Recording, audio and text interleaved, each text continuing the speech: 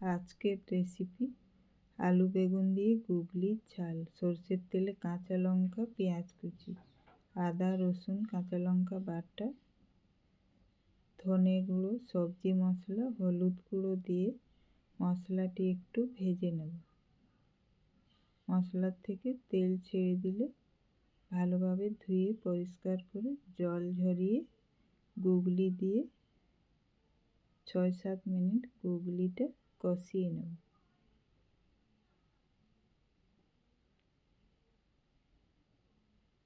এরপর দিয়ে দেব আলু বেগুন, আন্দাজ মতো নুন দিয়ে আলু বেগুনটা গুগলির সাথে ৫ মিনিট মতো ভেজে নেব। এরপর দুটো টমেটো কাটা দিয়ে নেড়ে চেড়ে জল দিয়ে ঢাকা দিয়ে সবজি সিদ্ধ হওয়া পর্যন্ত রান্না করব। আলু বেগুন সিদ্ধ হয়ে গেলে একটু মাখো মাখো করে নামিয়ে নেব।